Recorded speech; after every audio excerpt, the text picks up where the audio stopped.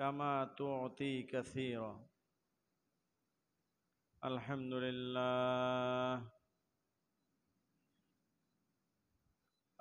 لله نحمده ونستعينه ونستغفره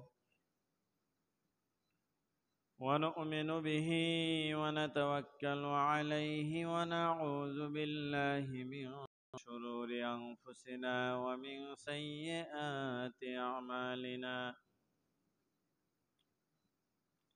من يهده الله فلا مضل له ومن يضلله فلا هادي له، ونشهد أن لا إله إلا الله وحده لا شريك له، ونشهد أن سيدنا وسندنا وحبيبنا ومولانا محمدا عبده ورسوله الذي أرسله بالحق بشيرا ونذيرا وداعيا إلى الله بإذنه وسراجا منيرا. أما بعد فأعوذ بالله من الشيطان الرجيم. بسم الله الرحمن الرحيم. رب هب لي من الصالحين. فبشرناه بغلام حليم. فلما بلغ معه السعي قال يا بني إني أرى في المنام أني أذبحك فانظر ماذا ترى. قال يا أبت افعل ما تؤمر ستجدني إن شاء الله من الصابرين. فلما أسلما وتله للجبين وناديناه أن يا إبراهيم قد صدقت الرؤيا إنا كذلك نجزي المحسنين. إن هذا لهو البلاء المبين وفديناه بذبح عظيم. وقال رسول الله صلى الله عليه وسلم أخلص دينك يكفك العمل القليل. صدق الله مولانا العظيم وصدق على رسوله النبي الكريم ونحن على ذلك لمن الشاهدين والشاكرين والحمد لله رب العالمين. اللهم صل على محمد وعلى آل محمد كما صليت على إبراهيم وعلى آل إبراهيم إنك حميد مجيد.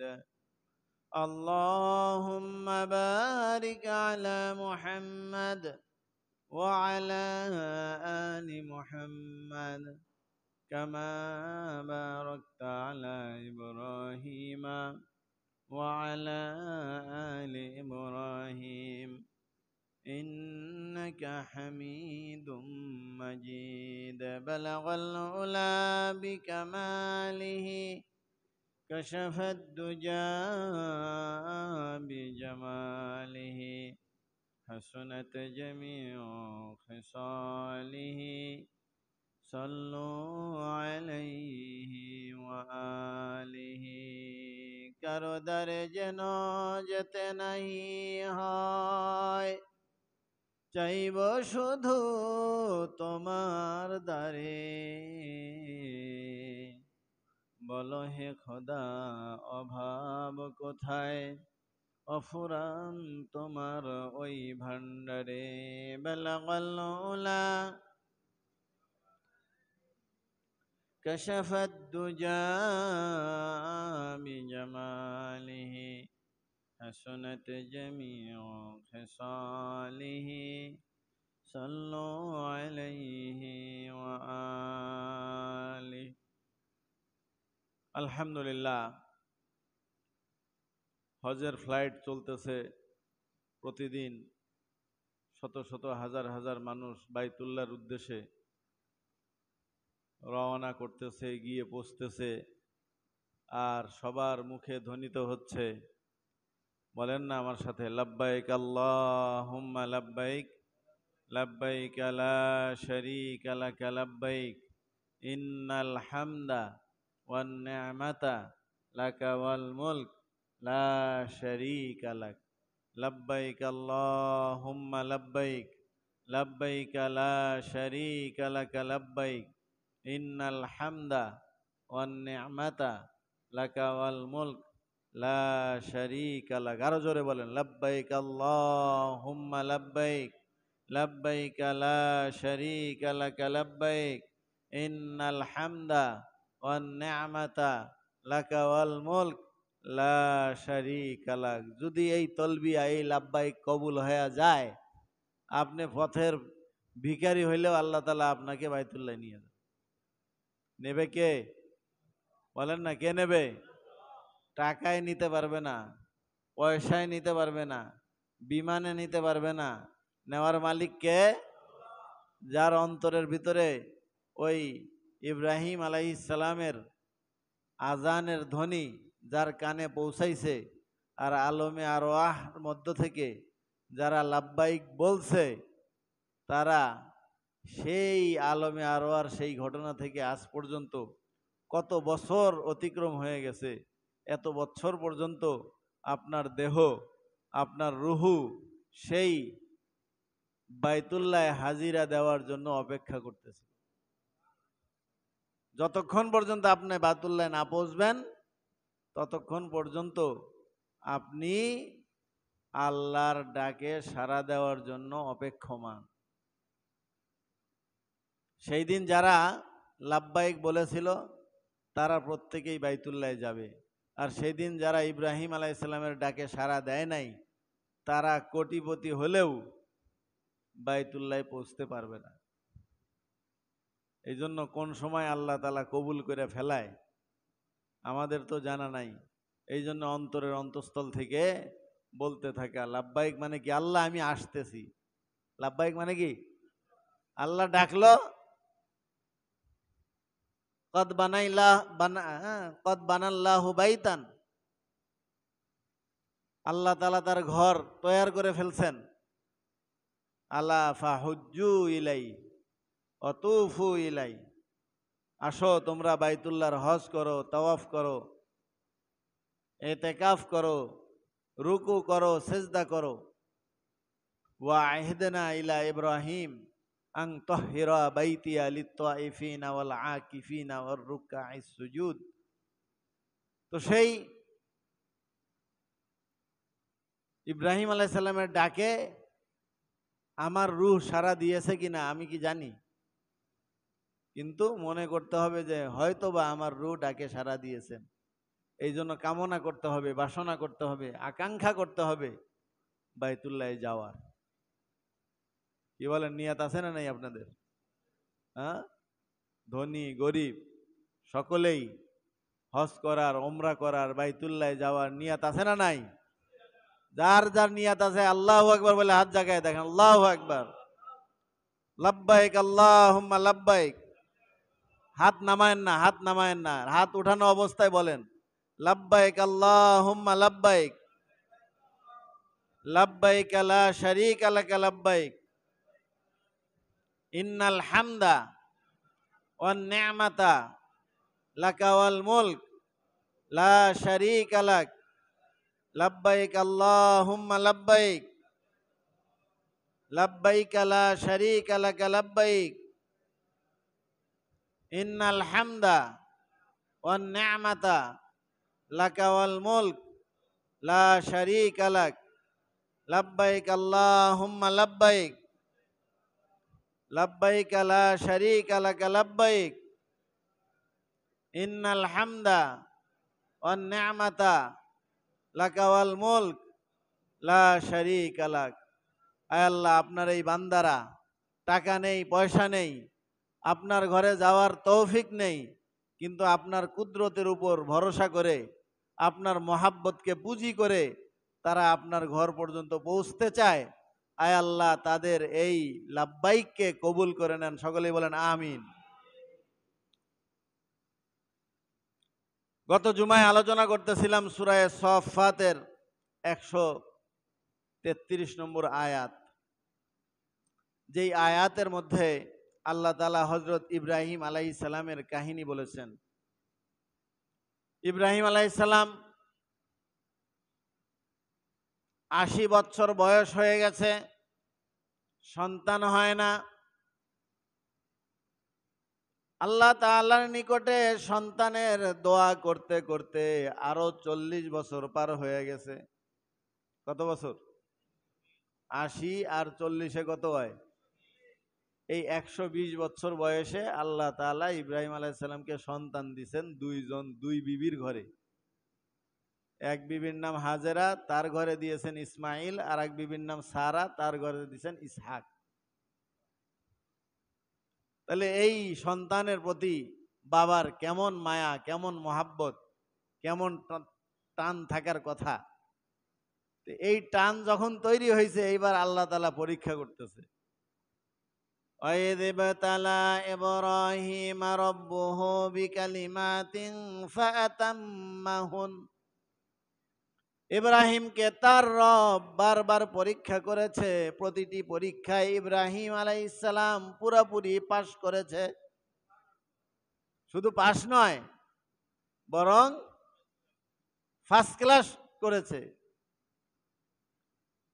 ক্বালা ইন্নী জাইলুকা লিন্নাসি ইমামা। আল্লাহ বললেন যে ইব্রাহিম, তুমি তো পাশ করলা, তুমি তো ফার্স্ট হইলা, তো আমি তোমাকে পুরস্কার দিতে চাই। কি পুরস্কার নিবা? ইব্রাহিম বললেন যে আপনি আমাকে যা পুরস্কার দেবেন আপনি তাতেই আমি খুশি। আল্লাহ তাআলা বললেন ইন্নী জাইলুকা লিন্নাসি ইমামা, কিয়ামত পর্যন্ত সমস্ত মানুষের আমি তোমাকে ইমাম বানিয়ে দিলাম। কি বানিয়ে দিলাম? ইমাম। ক্বালা ওয়া মিন যুররিয়াতি, আমার সন্তানদের মধ্য থেকে ইমাম কারা কারা হবে? ক্বালা লা ইয়ানালু আহাদিয যালিমিন। ইমামের এই গুরু দায়িত্ব আমি কেবলমাত্র তাদেরকেই দেব যারা ন্যায়পরায়ণ, যারা জালেম, তারা কখনোই এই ইমামতের দায়িত্ব পাবে না।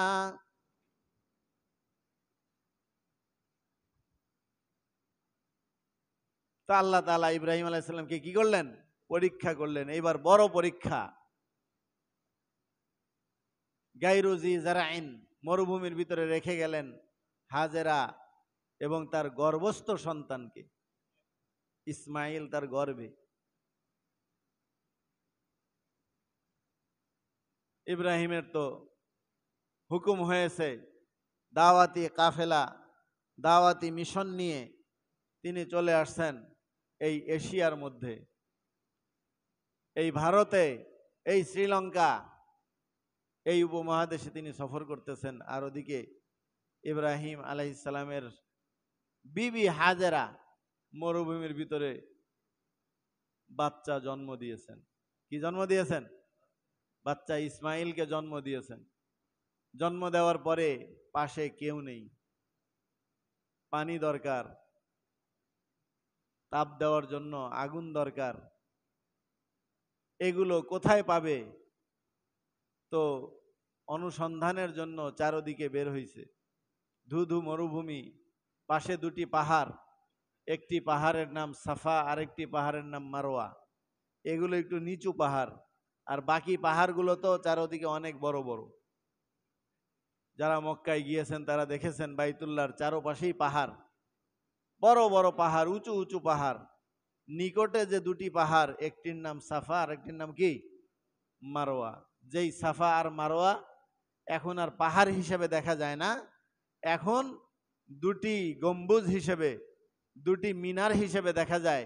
সাফা পাহাড়ের উপর একটা মিনার আর মারোয়া পাহাড়ের উপর একটা মিনার, আর এই দুই মিনারের মাঝখানে একতলা, দোতলা, তিনতলা, চারতলা সাইর, আরবিকে বলা হয় মাসআ, অর্থাৎ সাই করার জায়গা। আল্লাহ তাআলার মেহেরবানিতে এখন সৌদি আরবের সরকার সেই মাসআ নির্মাণ করে দিয়েছেন।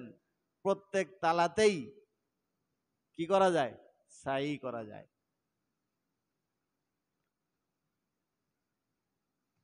তো হাজেরা বাচ্চার জন্য পানি দরকার, পানির অনুসন্ধানে বের হয়েছেন। কোথাও কোনো পানি নেই, ধুধু মরুভূমি। পানির তালাশ করতে করতে তাকিয়ে দেখে যে ওই পাহাড়ের উপর চকচক করতেছে, পানির মতো লাগে।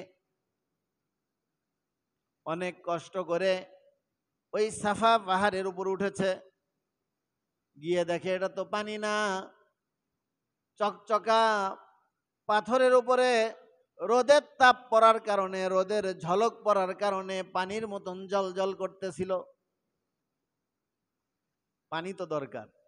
অবলা নারী, সদ্য বাচ্চা প্রসব করেছে, তো আবার চারিদিকে তাকিয়ে দেখে যে মারোয়া পাহাড়ের উপর আবার চকচক করতেছে। মনে করছে যে ওইখানে মনে হয়, আরব দেশের নিয়ম হলো কখনো কখনো পাহাড়ের পাথর ফেটে ঝর্ণার ধারা প্রবাহিত হয়। মনে করছে হয়তোবা ওইখানে পাহাড়ের পাথর থেকে পানির ধারা প্রবাহিত হয়েছে। তো অনেক কষ্ট করে আবার গেছে মারোয়া পাহাড়ে। কোথায় গেছে? মারোয়া পাহাড়ে। সাফা থেকে মারোয়া 1/2 কিলোমিটার রাস্তা। কত কিলোমিটার? 1/2 কিলোমিটার। মাঝখানে আর একটা গর্তের মতন জায়গা ছিল, তো মাঝখান দিয়ে যাইতে যখন গর্তের মধ্যে ঢুকছে তো বাচ্চাকে আর দেখা যায় না, এই জন্য ওই জায়গাটুকু দৌড় দিছেন, সাই করছেন।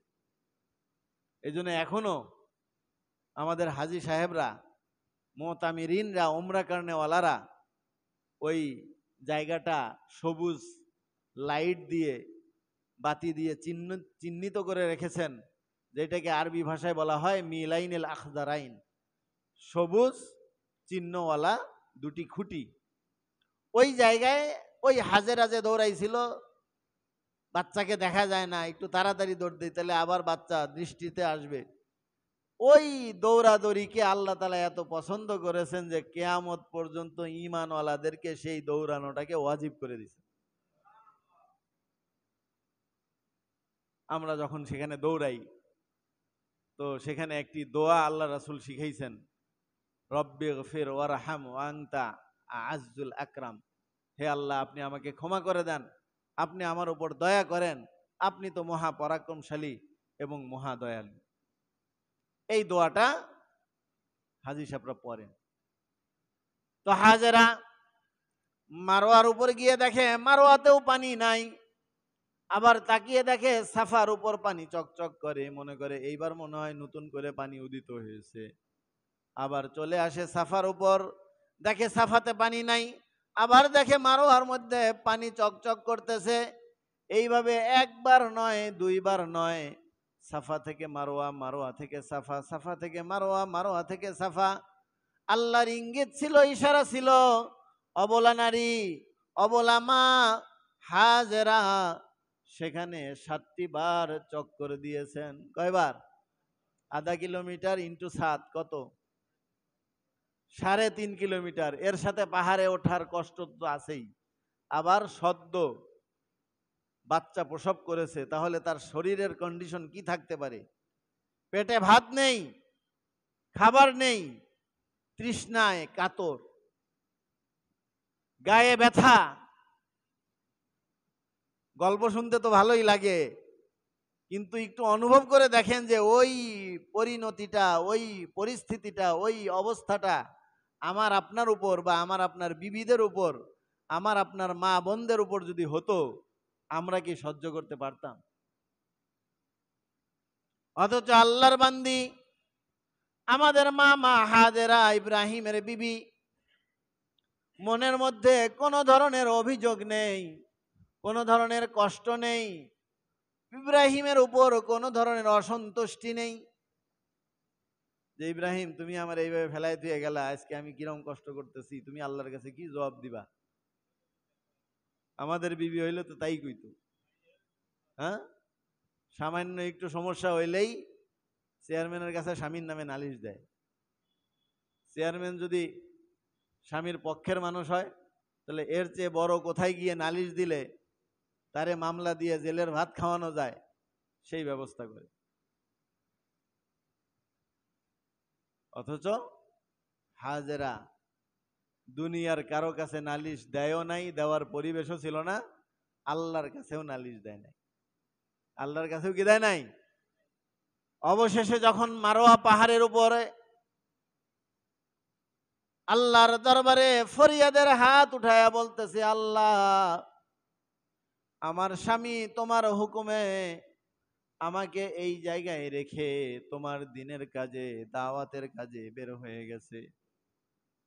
যদি আমার স্বামী তোমার হুকুম পালন করে থাকে আর আমি যদি তোমার হুকুম পালন করে থাকি, তোমার হুকুম যারা পালন করে তারা তো কখনোই বঞ্চিত হতে পারে না। ঠিক কি ঠিক না?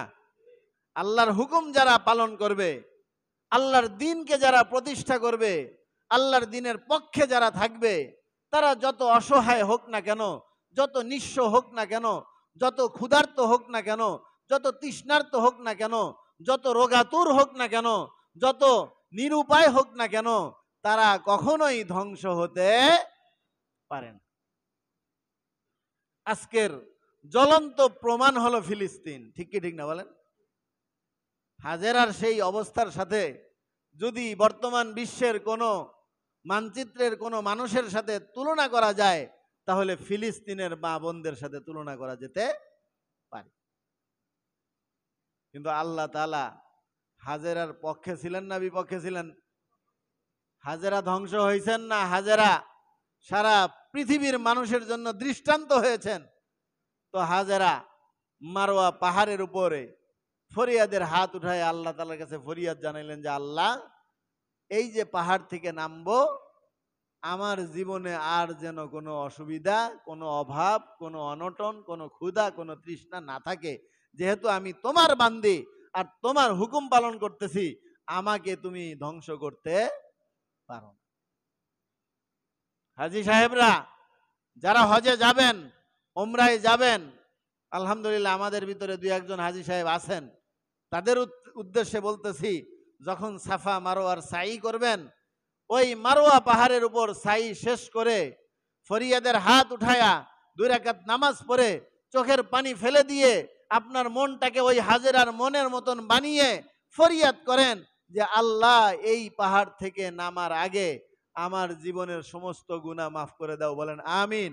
আমার জীবনের সমস্ত অভাব দূর করে দাও, বলেন আমিন। আমার জীবনের সমস্ত পেরেশানি দূর করে দাও, বলেন আমিন। শুধু আমি নই, আমার মতন ইমানদার পৃথিবীর বুকে আসমানের নিচে যত বান্দা আর বান্দি আছে, সকলের পেরেশানি দূর করেন। ওই সময় আপনার দোয়া কবুল হবে। আপনি যদি এই মর্মে দোয়া করেন, আপনার দোয়া কবুল করে সারা পৃথিবীর ইমানদার মানুষের জন্য আল্লাহ তাআলা কল্যাণের ফয়সালা করবে। নেমে আসলেন মারওয়া পাহাড় থেকে, এসে দেখে আল্লাহু আকবার, ইসমাইল যখন ক্ষুধা আর তৃষ্ণার তাড়নায় ওয়া ওয়া করে কাঁদতেছে আর হাত পা নাড়াচ্ছে, পায়ের গোড়ালি যেই বালুর মধ্যে মেরেছে, ওই বালুতে সামান্য একটু গর্ত হয়েছে। একটা ছোট বাচ্চা নবজাতক, তার পায়ের গোড়ালির আঘাতে কতটুকু গর্ত হতে পারে এটা আন্দাজ করেন। আল্লাহু আকবার, সেই গর্তর ভিতর থেকে ঝর্ণার ফোয়ারা তৈরি হয়েছে, বলেন সুবহানাল্লাহ। পানির ঝর্ণার ফোয়ারা, পানি উতলাইতে